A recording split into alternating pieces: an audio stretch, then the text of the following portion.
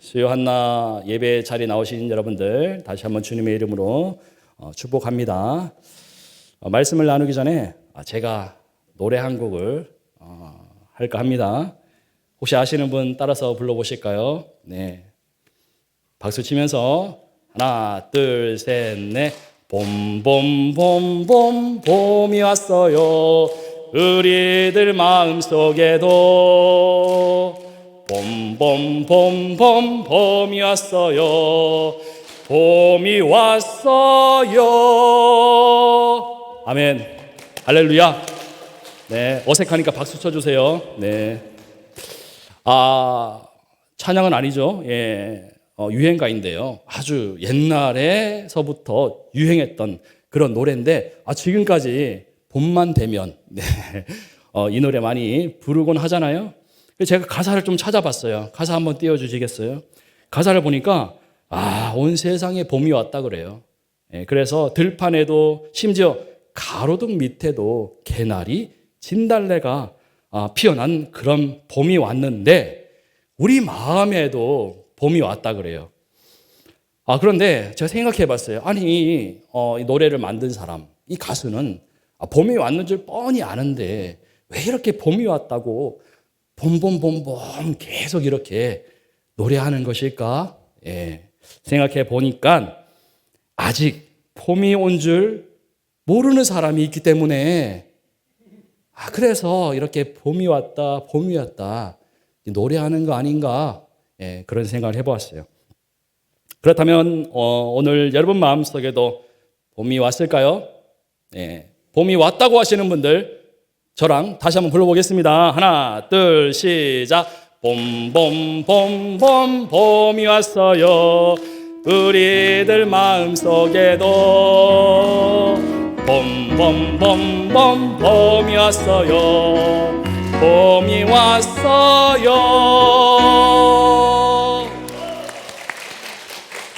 제가 보니까 여기 계신 분들 마음속에는 봄이 다 오신 것 같아요. 사실 조금 전에는 안 오신 분이 계셨거든요. 근데 지금 보니까 봄이 이제야 우리 마음속에 봄이 다 오셨구나. 표정이 한결 밝아지셨어요. 네. 그러고 보니까 봄은 우리에게 기쁨도 주고 평안도 주는 것 같아요. 추위가 물러가고 따뜻해지는 봄, 만물이 소생하는 이 봄, 나무까지 해서 새싹이 돋아나죠. 꽃도 피워요. 그리고 겨우내 움츠러들었던 동물들도 활동하기 시작하는데 이 새 생명이 태어나고 자라나는 봄은 어쩌면 하나님이 우리에게 주신 선물과도 같은 계절이다. 그렇게 생각이 되는데요. 이 좋은 봄날에 다른 데 안 가시고 예배 자리에 나오신 여러분들 주님의 이름으로 축복합니다.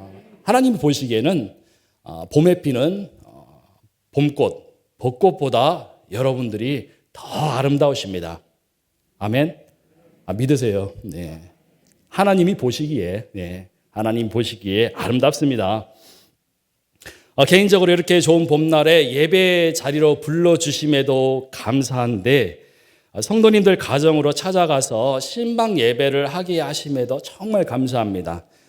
지금 각 교구 목사님들이 구역별로 신방을 하고 계시죠. 저 역시도 2월부터 시작해서 4월까지 신방이 계획돼 있어요.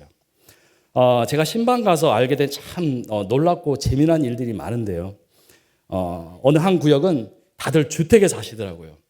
주택에 사시는데 이 집집마다 감나무가 있으세요.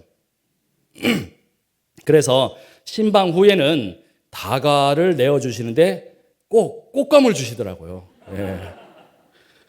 꽃감을 대접해 주시는데 그 꽃감의 맛과 모양이 집집마다 다르더란 말입니다. 예. 그래서 제가 이렇게 여쭤보면은 작년에 그 꽃감을 수확해서 직접 깎으셔서 그죠? 옥상에 혹은 어디 특별한 장소에 이렇게 말리셔서 직접 만들었다. 목사님 한번 드셔보세요 하면서 이렇게 주시는데요. 그런데 생각해 보면은 이 꽃감이 처음에 그 나무에 달려 있을 때는 맛이 집집마다 거의 비슷해요. 그렇죠?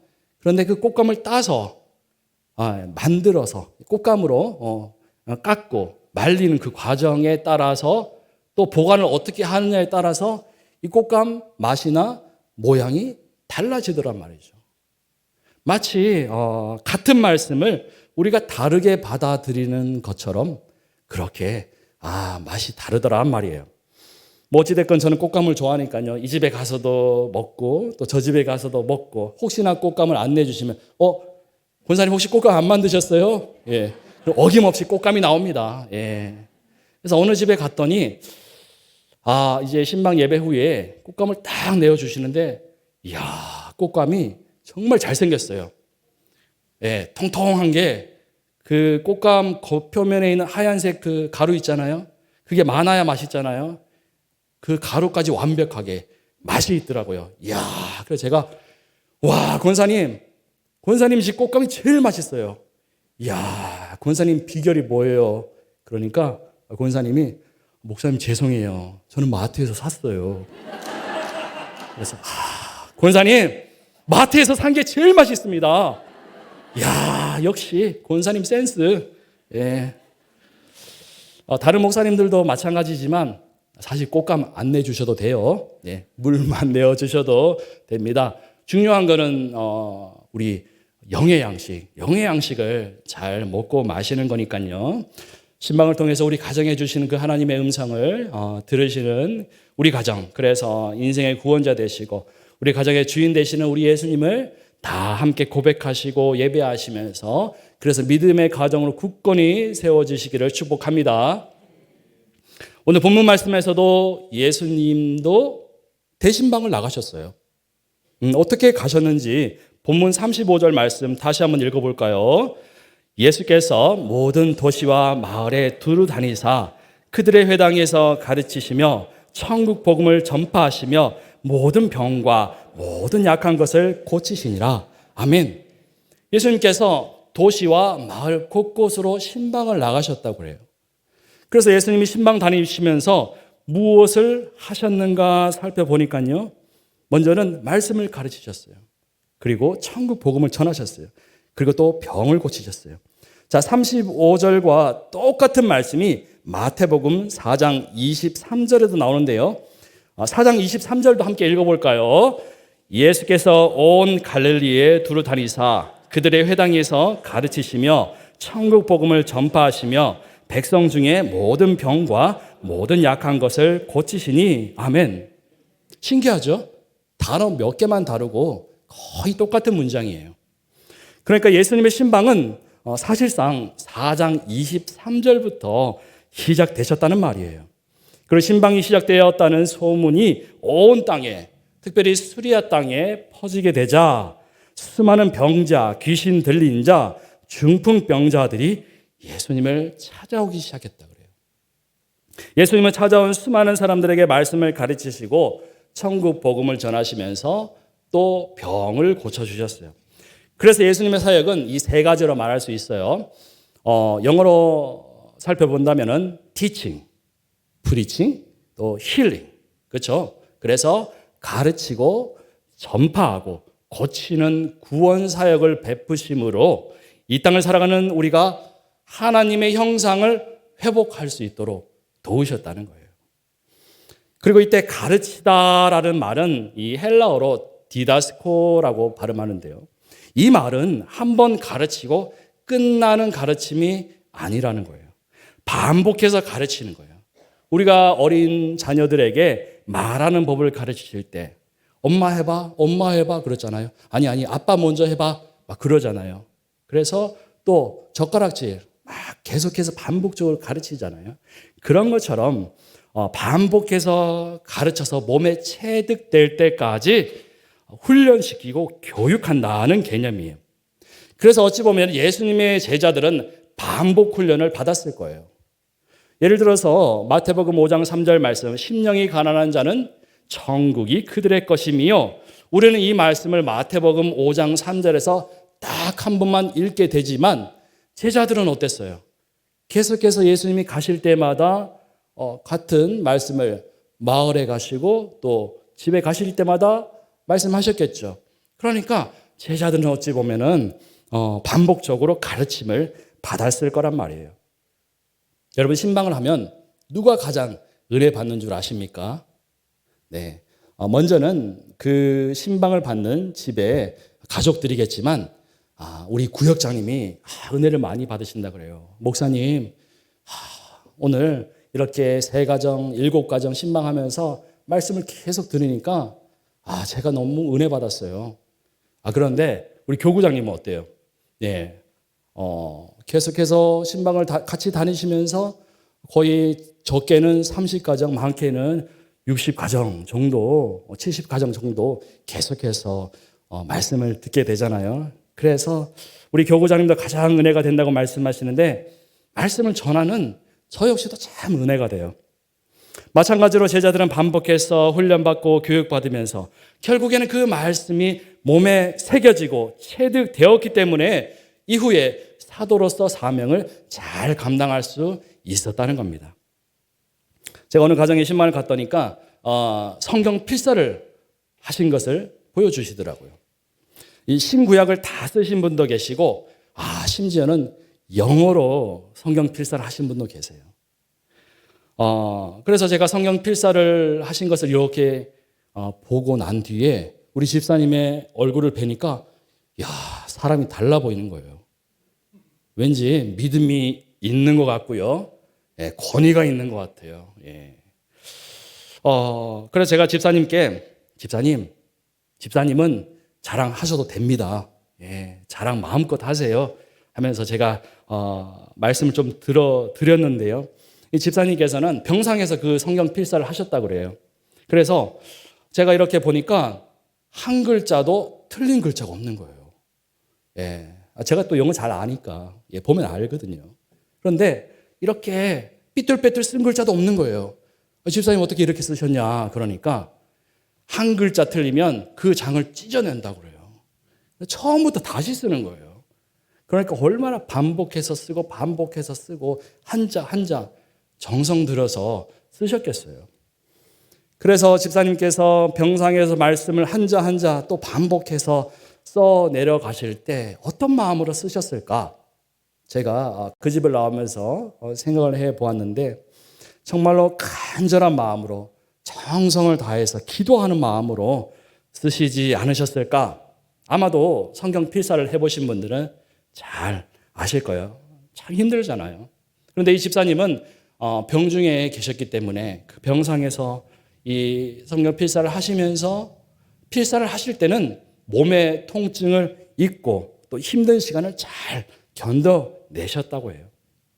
그런데 무엇보다 놀라운 것은요, 몸이 회복되었을 뿐만 아니라 그 삶이 변화된 겁니다. 말씀이 손과 머리에 깊이 새겨지니까 말씀이 믿어지는 거예요. 그래서 내 생각과 행동이 변화되고 말씀대로 사라지더란 말입니다. 여러분, 이것이 기적 아닙니까? 중풍병자가 일어나 걸어가고 맹인이 눈을 뜬다고 해도 말씀대로 살지 않으면 결국에는 죽을 인생이잖아요. 말씀으로 인생이 변화되고 영혼이 잘 되는 것이 가장 큰 기적인 줄 믿으시기 바랍니다. 그렇다면 여러분, 말씀 듣기를 사모하고 반복해서 말씀 배우기를 기뻐하시는 우리 모두가 되기를 축복합니다. 참 놀라운 것은요, 신방 가운데 받게 되는 그 말씀이 그 가정에 꼭 필요한 말씀이라는 거예요. 그래서 그 말씀이 하나님의 음성으로 들릴 때가 있더란 말입니다. 마태복음 11장 28절, 수고하고 무거운 짐진 자들아 다 내게로 오라, 내가 너희를 쉬게 하리라. 아멘.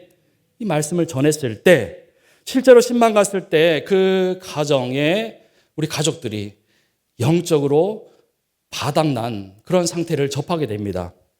경제적으로 어려움에 처했을 뿐만 아니라 그로 인해서 마음의 여유가 없어요.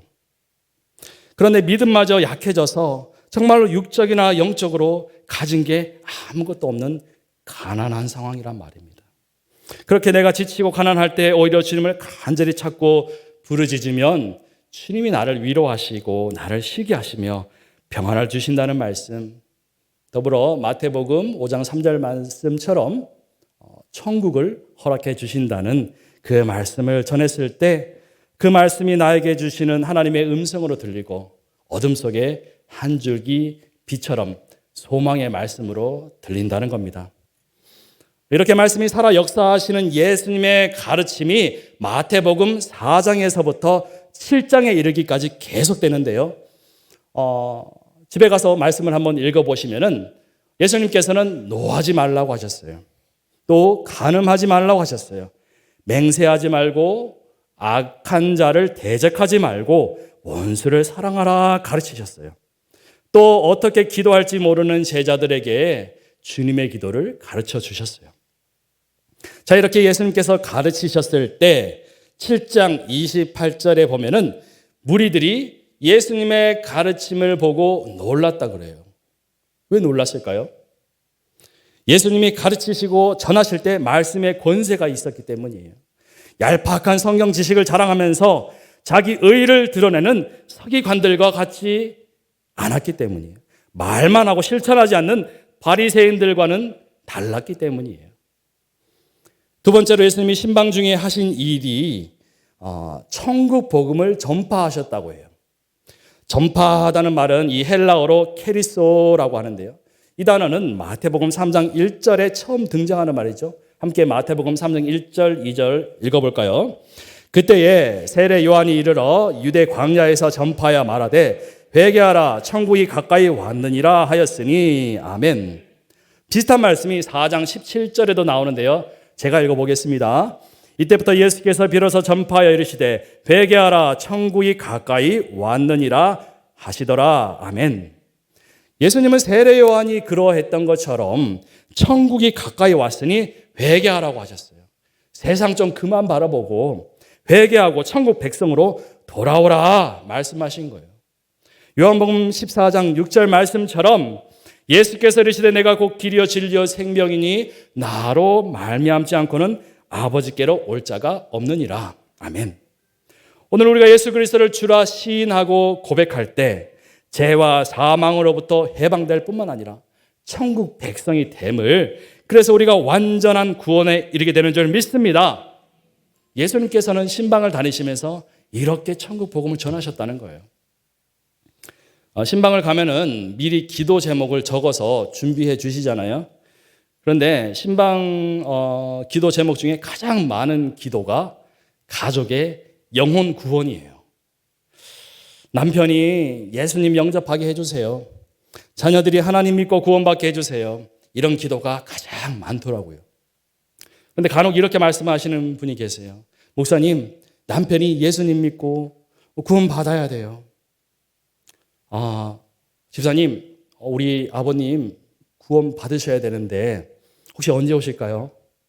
함께 예배 드리실까요? 아니에요, 목사님. 남편 오면 큰일 나요. 예배 빨리 끝내주세요. 또 어떤 권사님은 남편이 평생 속을 썩였다 그래요. 그래서 미워 죽겠다 그래요. 그런데 다른 기도 제목보다도 남편의 영혼 구원과 남편의 건강을 제일 위에다 적어 놓으셨더라고요.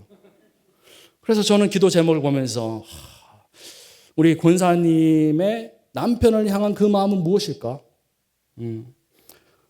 보면은 믿고 또 안 보면 조금 괜찮는 그런 애증의 관계, 혹은 천국에 가서 다시 만나고 싶지는 않지만 또 지옥 가는 꼴은 못 보겠는, 뭐 그런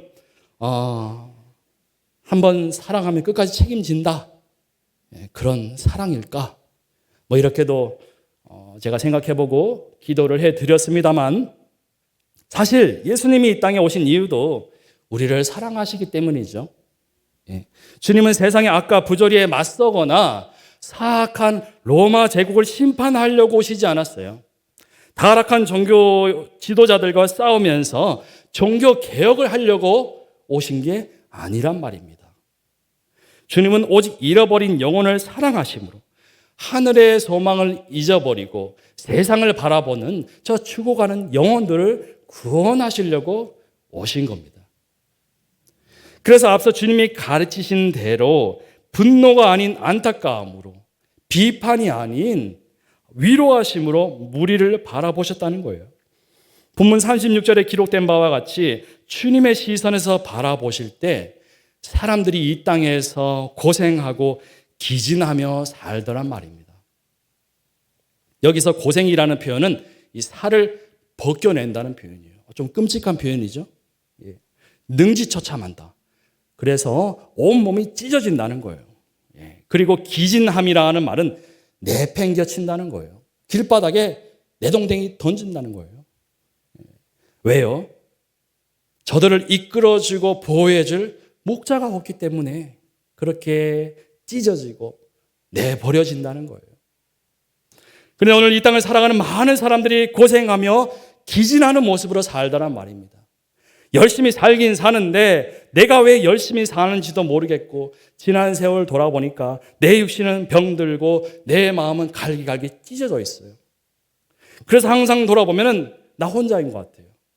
세상 사람들 다 행복하게 사는데 나만 내팽개쳐진 것 같더란 말입니다.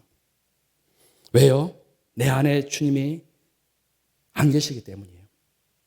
내 안에 말씀이 살아 역사하지 않기 때문에 나는 소망이 없고 살아도 산 것 같지 않고 손에 쥐어도 항상 부족한 것 같더란 말입니다.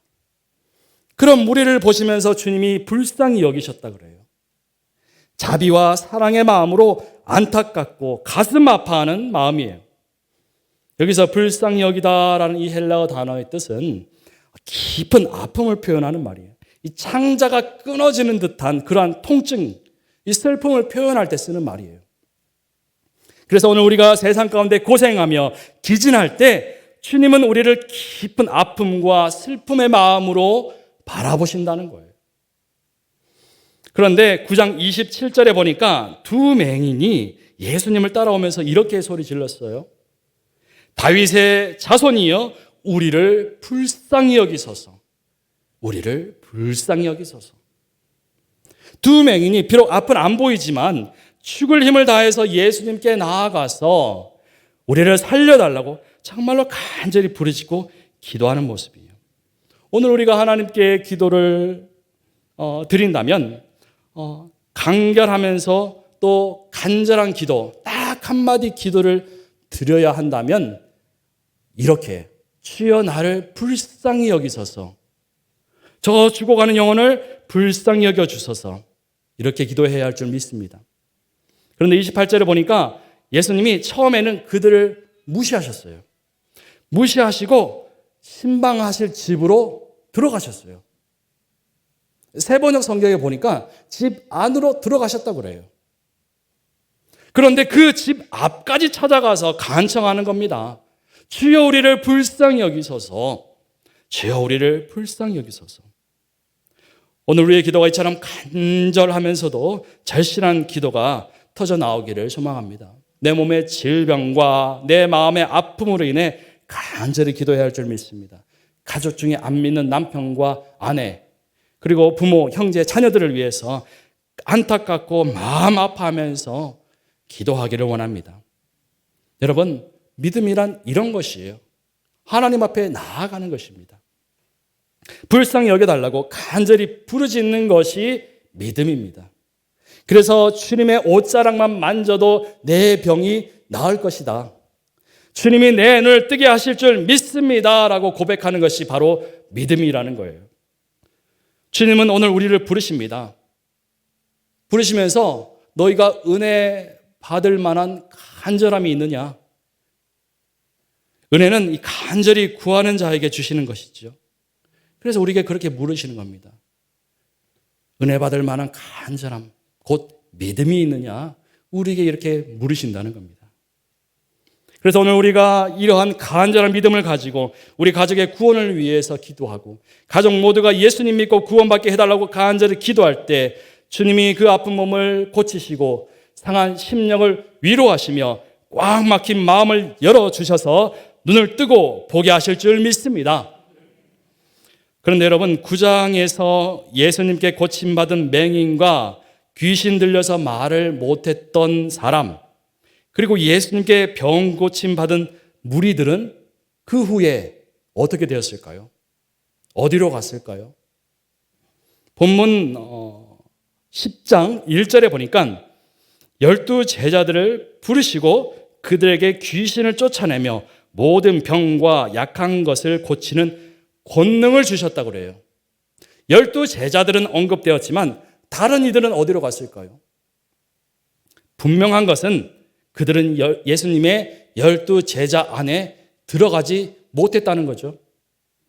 그런데 누가복음 10장 1절에 보니까 예수님이 12제자를 보내신 후에 따로 다시 한번 70인을 세우시며 둘씩 짝지어 각 동네와 지역으로 보내셨다 그래요. 그래서 이름은 알려지지 않았지만 분명 또 다른 예수님의 제자들이 있었다는 겁니다. 그래서 저는 예수님께 고침받은 맹인 혹은 예수님의 가르침과 사역을 맛보았던 사람들 중에서 70인의 제자로 부르심을 받지 않았을까 유추해 보는 거예요. 왜냐하면 그들은 서기관이 갖지 못했던 간절함, 바리새인들이 보지 못했던 예수님을 볼 수 있는 눈을 가졌기 때문이에요. 마찬가지로 오늘 우리 역시도 복음 전파와 구원 사명을 받은 제자로 부르심을 받았습니다. 그래서 마을과 집집마다 찾아가서 예배할 자를 불러 모으는 70인 중 한 사람으로 부르심을 받은 줄 믿으시기 바랍니다. 이 구역에 신방을 가면 몸이 참 아프신 분들 많잖아요. 그래서 수술도 여러 번 하신 분들이 많으세요. 그리고 아직도 병원 진료를 다니시면서 회복 중에 계신 분도 있으신데요. 그 중에 한 권사님을 뵙고 제가 기도할 때면은 정말로 주님 앞에 간절히 기도하시는구나 이렇게 느껴져요. 주님이 말씀하시면 내 병이 나을 줄 믿습니다. 주여 나를 불쌍히 여기소서. 권사님이 딱 이렇게 기도하시는 것 같아요. 근데 지난번 신방 때 그러시더라고요. 옆집 이웃 사람에게 복음을 전했다고. 나를 구원하신 예수님에 대해 가르쳐주고 내가 믿고 의지하는 하나님의 말씀을 전해주었다고 하셔요. 그래서 제가 우리 권사님을 뵐 때면은 정말로 주님의 가르침을 받고 또 주님으로부터 고침받고 이제 70인으로 보내진 것처럼 예수님의 제자로 또 추수할 일꾼으로서 그 일을 감당하고 계시는구나. 제가 그런 마음이 느껴지더라고요. 오늘 저와 여러분 가운데 대단한 믿음을 가졌다고 자부할 사람이 있습니까? 없잖아요. 하나님 앞에서 우리의 믿음을 자랑할 사람 아무도 없습니다. 그런데 우리 주님이 원하시는 믿음이란 그런 것이에요. 간절히 주를 찾고 부르짖는 믿음, 단 한 영혼의 구원을 위해서 기도하고 그에게 복음을 전해주는 그 믿음. 이것이 바로 주님이 원하시는 믿음의 모습이란 말입니다. 여러분 과거에도 그리고 지금도 예수님께 고침받고 은혜 받았다는 사람들 참 많습니다. 그런데 그 사람들 지금 다 어디 갔습니까? 내가 받은 은혜를 가르치고 내가 들은 천국 복음을 전파해야 되는데 받기만 하고 누리기만 하고 예수님의 제자로 살지 않더란 말입니다. 12제자 때문에 상처받아서 70인 제자가 못 되겠어요. 이러는 겁니다. 그래서 주님이 추수할 일꾼이 적다고 말씀하시는 거잖아요. 이미 이 땅에 봄이 왔는데도 아직 겨울인 줄 알고 사는 사람들이 있어요. 이미 하나님의 은혜가 우리 가운데 있으면서 저 태양처럼 온 지면을 비추고 있는데 이를 깨닫지 못하고 눈을 뜨지 못하고 바라보지 못하는 자가 있단 말입니다. 천국을 이미 우리에게 주셨는데 누리지 못하고 있다는 말입니다. 오늘 주님이 우리를 제자로 부르실 때 저는 믿음이 없어요. 그래서 귀신을 쫓아내며 악한 것을 고치는 권능도 받지 못했어요. 가족들이나 친구들에게 뭐라고 말해야 할지도 모르겠고 말해도 듣지도 않아요. 제자들이 받은 그 권능은 신적인 능력이나 신비한 힘을 말하는 게 아닙니다. 땅과 하늘의 권세를 가진 왕 중의 왕 예수 그리스도를 선포하는 능력이에요. 예수 그리스도 그 이름 외에는 우리에게 주신 일이 없으며 우리는 이미 예수의 이름을 알고 또 선포할 수 있는 권능을 받으신 줄 믿으시기 바랍니다. 그 이름의 능력을 믿고 기도하며 구하시기 바랍니다. 여러분, 오늘 말씀처럼 주님이 각 도시와 마을과 집집마다 찾아가서 가르치시고 천국 복음을 선포하신 것처럼 우리 역시도 주님이 명하신 대로 우리의 가정과 직장, 또 학교로, 또 병원, 마트, 공원 가는 곳곳마다 복음 들고 나아가기를 원합니다. 그래서 저 세상 가운데 예수 그리스도의 이름을 선포하기를 원합니다. 특별히 아직도 영상 예배를 드리고 있는 우리 구역원들, 아니 그마저도 하지 않고 말씀을 향한 눈과 귀를 닫아버린 잃어버린 영혼들에게로 나아가기를 원합니다.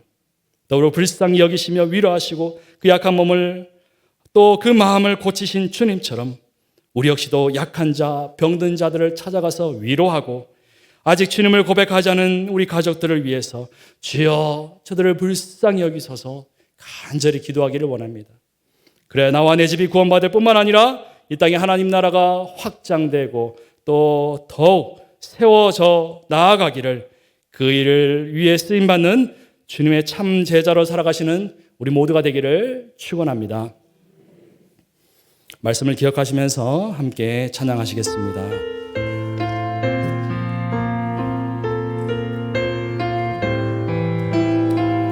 예배자가 되겠노라고 함께 고백하겠습니다.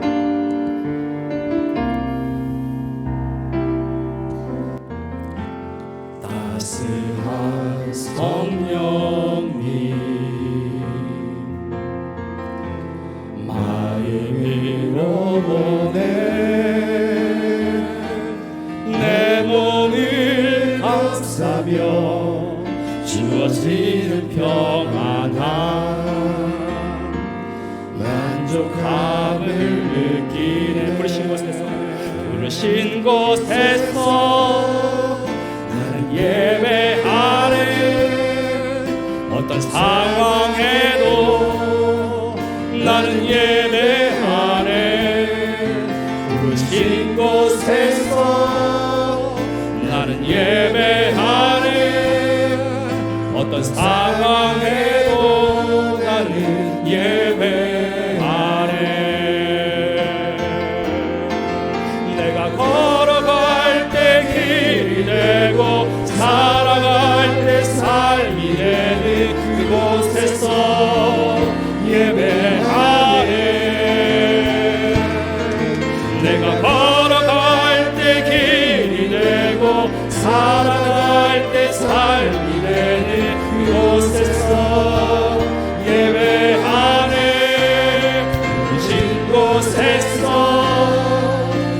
예배하네 어떤 상황에도 나는 예배하네 부르신 곳에서 나는 예배하네 어떤 상황에도 나는 예배 2절로 찬양하겠습니다. 따스한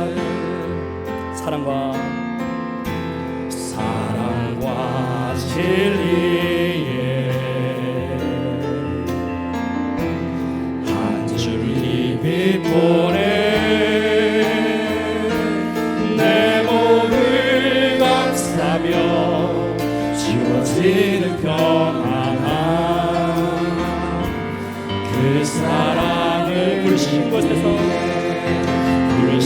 곳에서 나는 예배하네 어떤 상황에도 나는 예배하네 부르신 곳에서 나는 예배하네 어떤 상황에도 나는 예배하네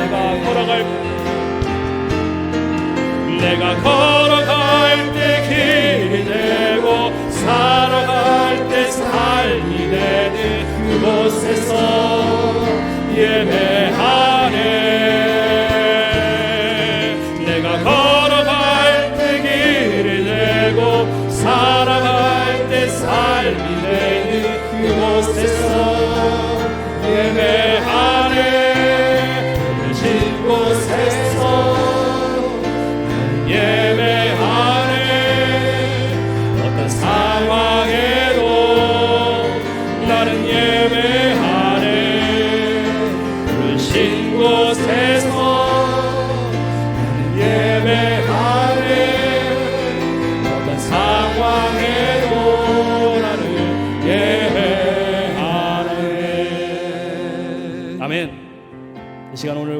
말씀 기억하면서 함께 기도하기를 원합니다.